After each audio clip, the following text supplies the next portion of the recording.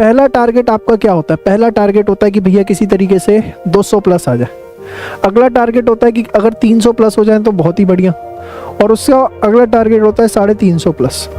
ये 3 कैटेगरी के बच्चे हैं। इस कैटेगरी में बात करूं तो मात्र 5% बच्चे होंगे। आप बताओ कौन सी कैटेगरी में हो? कैटेगरी 1 के अंदर हो, कैटेगरी 2 के अंदर हो, या कैटेगरी 3 के अंदर हो? फटाफट बताओ मुझे। पास सबको होना है? जी हाँ, सबको पास होना है, कोई भी फेल नहीं होना चाहता। चलो, अब तीनों को क्या करना चाहिए, क्या नहीं करना चाहिए, देखो।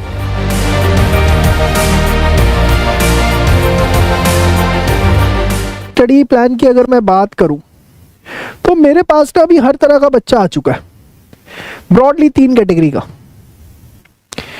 3 कैटेगरी के कौन से बच्चे हैं साहब? ये जिनका सिलेबस 80 से 100% हो गया, दूसरे जिनका सिलेबस 50 से 80% हो गया, तीसरे जिनका सिलेबस अभी 20% से लेके 50% तक हुआ है।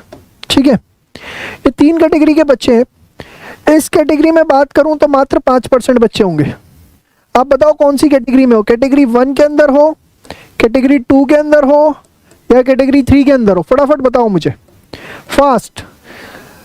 मेरे हिसाब से इसमें 5% बच्चे हैं। अरे बताओ यार, तुमसे ही पूछ रहा हूँ। है कैटेगरी 2, इसके अंदर आप मान सकते हो कि मोटा मोटा 30% बच्चे होंगे, और यहाँ पे मेजॉरिटी बच्चे खड़े हुए हैं 65%। पास सबको होना है? जी हाँ, सबको पास होना है, कोई भी फेल नहीं होना चाहता। चलो, अब तीनों को क्या करना चाहिए, क्या नहीं करना चाहिए, देखो। एक चीज़ समझ लो, आप किसी भी कैटेगरी में हो, पहला टारगेट आपका क्या होता है? पहला टारगेट होता है कि भैया किसी तरीके से 200 प्लस आ जाए।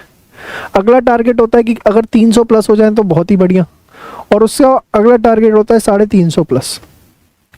तो ये सबसे पहला टारगेट होता है, क्योंकि ये अचीव होगा उसके बाद ही आ सकता है। भाई 300 तो तभी आएंगे ना जब 200 आ जाएंगे। उसके बाद के नंबर ऐसे ही 350 तो तभी आएंगे जब क्या बोलते हैं 200 आ जाएंगे। तो अब मैं बात करता हूँ कि हमें किस तरीके से अपना प्लान आउट करना चाहिए चीज़ों को। आप क्या करो, ध्यान से समझो। इस समय आपको पेपर पेन लेके बैठना है। ठीक है, पेपर पेन लेके बैठना है, और क्या करना है, सब्जेक्ट वाइज मैं आपको ये बात बता रहा हूँ, बड़े ध्यान से सुनिएगा। सपोज मैं आपका पेपर उठाता हूँ, सबसे बड़ा दुखती दर्द मैथ्स स्टैट्स एलआर। ठीक है ना, आपने क्या करना है, एक जगह सारे चैप्टर्स के नाम लिख लो कि भाई कौन कौन से चैप्टर है हमारे पास। रेशो हो गया, ठीक है, प्रोपोर्शन हो गया, इंडिसेस हो गया, लॉग हो गया। ठीक है, इसके बाद आगे के चैप्टर हो गए अपने इक्वेशन हो गया। ठीक है, फिर अपने पास हो गया लीनियर इनइक्वालिटी। बड़े ध्यान से सुनना जो एक एक बात बता रहा हूँ। फिर अगला चैप्टर हो गया अपना टाइम वैल्यू ऑफ मनी। फिर हो गया अपने पास परमुटेशन एंड कॉम्बिनेशन। फिर हो गया सीक्वेंस एंड सीरीज। फिर हो गया सेट, रिलेशन एंड फंक्शन। ठीक है, फिर अपने पास हो गया डिफरेंशिएशन एंड इंटीग्रेशन। ठीक है, ऐसे अपने मैथ्स का पूरा हमने सारा का सारा सिलेबस लिख लिया। बड़े ध्यान से समझना। अब आपको क्या करना है, मेरी बात एक एक संदर्भ में बड़े ध्यान से सुन लो। अगर आप चाहते हो कि अपना सेल्फ एनालिसिस करके पास हो जाओ, और नहीं चाहते तो दफा हो जाओ, मत देखो, टाइम वेस्ट मत करो। सीधी सी बात ये, बड़े ध्यान से मेरी एक एक बात सुनो। अब ये सब चीज़ें आपने यहाँ पर लिख दी। अब इसके बाद हमें नेक्स्ट स्टेप क्या करना है, देखो। आपको क्या करना है, चैप्टर का नाम लिखने के बाद कॉलम बनाना है। पहला कॉलम कॉन्सेप्ट। क्या मेरा उसका कॉन्सेप्ट हो गया, मेरा कॉन्सेप्ट क्लियर है, पहली चीज। दूसरी चीज, क्या मेरी खुद की उसकी सेल्फ प्रैक्टिस हो गई है। सेल्फ प्रैक्टिस का मतलब कि उसमें जो मुझे क्वेश्चंस करने थे वो सारे के सारे हो गए हैं। सर कौन से क्वेश्चंस करने चाहिए, तो भैया हर सब्जेक्ट का अपना वो रहता है हिसाब किताब, ठीक है ना। तो लेकिन मैं सबसे पहली प्रायोरिटी देता हूँ कि आप ICI स्टडी मैट के क्वेश्चन करें, उसके बाद पास्ट एग्ज़ाम के करें, उसके बाद जो है आप MTP करें, RTP करें, ये सब करें। और ये सब में नहीं झंझट में तो सीधा सिर्फ एक बुक उठा लो, परफेक्ट प्रैक्टिस, और इसके अंदर सब कुछ है, ये भी है प्लस इसके अलावा जो आ सकता है वो भी है। तो या तो ये करो या वो करो, ये करोगे तो सबसे बेस्ट है, ठीक है। चलो अब एक अपने कॉलम बनाया कॉन्सेप्ट का, एक बनाया सेल्फ प्रैक्टिस का, और तीसरा कॉलम आपने बनाना है किसका, टेस्ट का, ठीक है। अब आपने क्या किया, यहाँ पर आपने चैप्टर 1 के नाम लिखे थे सारे के सारे, जो मैंने यहाँ पर लिखे थे पीछे, वो यहाँ पर आपके सारे चैप्टर के नाम हो गए। जैसे रेशो वाला हो गया, प्रोपोर्शन हो गया, ठीक है ना, इंडिसेस हो गया, लॉग हो गया, मैं एक ही लिख रहा हूँ। क्या मेरा कॉन्सेप्ट हो गया है? टिक। क्या मेरा इसका कॉन्सेप्ट हो गया है? टिक लगा दिया। क्या मेरी सेल्फ प्रैक्टिस हुई है? नहीं, अभी मेरी सेल्फ प्रैक्टिस नहीं हुई, या हो सकता है मेरी सेल्फ प्रैक्टिस हो गई है, दोनों चीज हो सकती है। क्या मैंने टेस्ट दे दिया? दे दिया। तो आपको क्या करना है, जब आप ये पूरा का पूरा एक लिस्ट तैयार करोगे, सपोज आपने रेशो का हो गया, ऐसे आपने यहाँ इक्वेशन लिखा, फिर आपने लिखा लीनियर इनइक्वालिटी, फिर लिखा परमुटेशन कॉम्बिनेशन, फिर टाइम वैल्यू ऑफ मनी, फिर आपने लिखा sequence and series, so on. आप पूरा मैथ्स का बनाया, स्टैट्स का बनाया, एलआर का बनाया। सबसे पहले एक पेपर का बनाओ, उसमें आप ये देखो कि कॉन्सेप्ट कहाँ कहाँ हो गए, सेल्फ प्रैक्टिस कहाँ कहाँ हो गई और टेस्ट कहाँ हो गई। जिस पर्टिकुलर टॉपिक में आपके तीनों टिक लग गए वो आपका तैयार है, वो आपका इस समय तैयार है। और आपकी इस समय पहली कोशिश ये होनी चाहिए कि जो आप इस तरीके से बनाओगे, column 1, column 2, column 3, concept, self practice और टेस्ट, ये 3 कॉलम आप डेवलप करोगे। इन 3 कॉलम्स के अंदर आपको कम से कम क्या करना है कि आपके कम से कम पहला टारगेट होना चाहिए कि मेरे 50% टिक लग जाए इन ऑल 3। मतलब होगा क्या, जरा समझना, जो बताने जा रहा हूँ बहुत इंपॉर्टेंट चीज है। मैं आपको सबसे बढ़िया समझाता हूँ लॉ से। सपोज आपका ये मैंने उठाया बनाया, भाई लॉ में अपने पास क्या है? इंडियन कॉन्ट्रैक्ट एक्ट है, इंडियन कॉन्ट्रैक्ट एक्ट, ठीक है। इसके बाद अपने पास क्या है? Sales of goods act. बड़े ध्यान से सुनो मेरी एक एक बात, मुझे पता है तुम लोग बोर होने शुरू हो गए हो, तुम्हारी दिक्कत ही यही है कि बोर जल्दी हो जाते हो। काम की बात बता रहा हूँ और तुम्हारे लिए सेशन कर रहा हूँ, अपने लिए नहीं कर रहा। सीए के पेपर आप लोगों ने देने हैं या मैंने देने हैं? बताओ।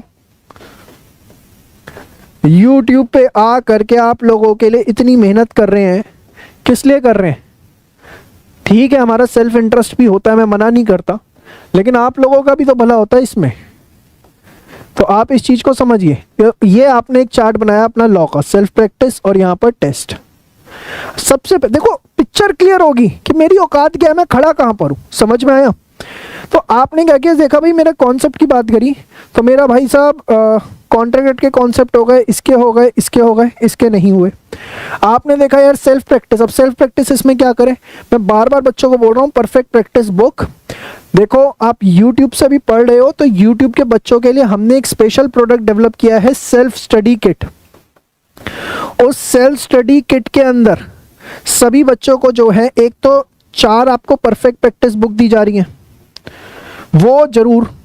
और एक सबसे बड़ी चीज, सेल्फ स्टडी वाले बच्चों के साथ या जो दूसरी जगह से कोचिंग ले रहे हैं, फंस जाते हैं बेचारे, माँ बाप को बोल नहीं पाते। मत बोलो माँ बाप को कहीं से कोर्स लेना है, ये बोलो टेस्ट सीरीज लेनी है। तो इसमें आपको मिलते हैं परफेक्ट एनालाइजर 4, ये आपके चारों सब्जेक्ट की टेस्ट सीरीज हो गई, जो कि हम चेक करके भी आपको देंगे। तो आपने क्या किया भाई, सेल्फ प्रैक्टिस मेरी परफेक्ट प्रैक्टिस बुक से हो गई है या नहीं हुई है, समझ में आया? और नहीं तो फिर आईसीए के study mat, past exam, RTP, ये सब इकट्ठे करते रहो और वो करो। और याद रखना इसके क्वेश्चन राइटिंग में प्रैक्टिस करने हैं। सर लॉ में राइटिंग में करने, बस यही तो प्रॉब्लम है। तुम 6 महीने वेस्ट करके तब समझते हो। यहाँ पर पिछले 13 साल हो गए पढ़ाते हुए, मैंने तो अपनी जिंदगी के अंदर एक भी बच्चा ऐसा नहीं देखा जो लॉ पास हो जाए बिना राइटिंग प्रैक्टिस किए। कुछ को मेरी बात एक अटेम्प्ट के बाद समझ में आती है, कुछ को बिना अटेम्प्ट दिए समझ में आ जाती है, कुछ को 4 अटेम्प्ट के बाद समझ में आती है, लेकिन जिसको जब समझ में आ जाती है वो तब पास हो जाता है। अब आपके ऊपर है कि आपको कब पास होना है। लॉ में ना होता क्या है, ये आज धर्म सत्य की बात बता रहा हूँ। आपको कहानियां सुनाई जाती हैं, मैं भी कहानी, भाई समझाने का तरीका क्या है लॉ में? कहानियां समझाना कि लड़के ने लड़की को फूल दिया, लड़की ने हाँ बोल दिया, ऑफर हो गया, एक्सेप्टेंस हो गई, सुन के बड़ा अच्छा लगता है, लेकिन एग्जाम में थोड़ा ना लिख के हो गया ऑफर क्या है कि लड़के ने लड़की को फूल दिया। आप मेरी बात को समझना जो मैं आपको बता रहा हूँ। एग्जाम के अंदर आपको कोर कंटेंट लिखना पड़ता है। वर्ड को समझो मेरे, मैंने क्या बोला? Core content. कोर कंटेंट कब आएगा? जब इस भेजे के अंदर होगा। कोर कंटेंट समझना और कंटेंट को एक्सप्रेस करना दोनों बहुत अलग अलग चीजें हैं। What you are suppose to do, whether you are suppose to do just to understand और you are suppose to do write the same in the exam, you are suppose to do write the same in the exam. Examiner को इससे फर्क नहीं पड़ता आपको समझ आया नहीं है, उसको वो दिखेगा जो वहां पर उसने लिखा होगा। तो कोर कंटेंट को जब तक अपनी हाथ से लिख के प्रैक्टिस नहीं करोगे और लिख करके किसी अच्छे व्यक्ति से चेक नहीं कराओगे जो आपको आपकी गलतियां बताए। अब क्या होता है, आजकल एक नया ट्रेंड है, अपनी जिंदगी को मत बर्बाद करो टेलीग्राम के चक्कर में। क्या होता है, टेस्ट पेपर शेयर कर दिए जाते हैं वहाँ पर। सबसे पहली चीज़, वो टेस्ट पेपर के नाम पे धब्बा होते हैं। होता क्या है, पिछले एग्जाम के पेपर को उठाया, नाम बदले, ABC को XYZ किया और क्वेश्चन पेपर सेम दे दिया। फिर आपको सजेस्टेड दे देते हैं बदल के और बोलते हैं खुद चेक करो। अरे तुम इतने बड़े एक्सपर्ट होते हैं तो तुम्हें ये यूट्यूब की भी जरूरत नहीं पड़ती और तुम्हें पेपर देने की भी जरूरत नहीं पड़ती, ऐसे ही खुद आ जाता, कहता ले ले भाई तू CA बन जा, तू हमसे ले ले, हम पे उपकार कर दे। एक चीज़ समझो, ये टेलीग्राम, यूट्यूब, ये सब चीज़ों से ना पास नहीं होने वाले। आपको इस चीज़ को समझना पड़ेगा कि देखो मेरे को एग्जाम में लॉ में कोर कंटेंट लिख के आना है, और कोर कंटेंट मैं कब लिख के आऊँगा, कोर कंटेंट मैं तब लिख के आऊँगा जब मैं स्वयं अपने हाथ से प्रैक्टिस करूँगा। एक काम करो, मेरी बात का भी विश्वास मत मानो, घर में कोई तो पढ़ा लिखा होगा, माँ बाप भाई बहन रिश्तेदार कोई, उससे सिर्फ एक चीज़ पूछ लेना कि भैया थियोरी का पेपर है, लॉ का पेपर है, मुझे समझ सब कुछ आ जाता है लेकिन मेरे को लिखना नहीं आता, मैं क्या करूं, और मुझे सबसे ज़्यादा डर है उसके अंदर, क्या करूं। तो वो भी कहेगा बेटा कुछ नहीं होगा, लिख के ही हो सकता है, हम भी लिख के याद करते थे, बिना लिखे कुछ नहीं होता। आप इस चीज़ को समझ लो, हर बच्चे को समझना पड़ेगा। तो आपने क्या करना है, सबसे पहले आपने देखा ये लिस्ट बनाई, भाई मेरे ये एक्ट है, ये कॉन्सेप्ट सेल्फ प्रैक्टिस टेस्ट, क्या मेरे कॉन्सेप्ट क्लियर है, हाँ कॉन्सेप्ट क्लियर है। अब मुझे सेल्फ प्रैक्टिस करनी है, परफेक्ट प्रैक्टिस बुक में जितने क्वेश्चंस हैं वो सारे, और नियम बना लो, ज़्यादा रोज का मत करो, डेली के 5 क्वेश्चन उठा लो, डेली 5 क्वेश्चंस की, मुझे डेली 5 क्वेश्चन जो है इस परफेक्ट प्रैक्टिस बुक में से जो है याद करके लिखने हैं। और वीडियो सॉल्यूशन भी दे रखे हैं कि क्वेश्चन ना समझ में आए तो वीडियो सॉल्यूशन से देख के समझ लो। तो सपोज आपने देखा भाई मेरा सेल्स ऑफ गुड सेट की सेल्फ प्रैक्टिस हो गई, इसकी प्रैक्टिस हो गई, इसके बाद काम खत्म नहीं हुआ। अब सबसे बड़ा काम है, उससे भी बड़ा काम है जो आप इग्नोर करते हो, उससे बड़ा काम क्या है, टेस्ट देना है। टेस्ट क्यों देना है, कोई नहीं बताएगा। एक बात बताओ, मैं बार बार कहता हूँ, क्यों बताएं हम आपको कि आप पास हो जाओ, क्योंकि अगर आप फेल होगे तभी तो बार बार मार्केट में पैसा बांटोगे, कोई नहीं चाहता आप पास हो। इस चीज़ को समझ लो, आप मार्केट के लिए जो है ना एक प्रोडक्ट बन चुके हो। अगर अपने आप को इस प्रोडक्ट फिलॉसफी से बाहर निकलना है तो सत्य को अपनाना पड़ेगा, और सत्य को अपनाने के लिए आपको जिगरा रखना पड़ेगा, विश्वास करना पड़ेगा। हिंदुस्तान के अंदर सबसे ज़्यादा पासिंग परसेंटेज लेकर के बैठे हुए हैं, सबसे ज़्यादा बच्चों का भरोसा लेके बैठे हुए हैं, सिर्फ उसका कारण यही है क्योंकि हमारी फिलॉसफी बड़ी क्लियर है, बच्चों को पास कराना है। सारे मूल मंत्र एक तरफ है, अगर बच्चे के रिजल्ट में मार्कशीट में पास नहीं लिखा हुआ तो उसका क्या फ़ायदा।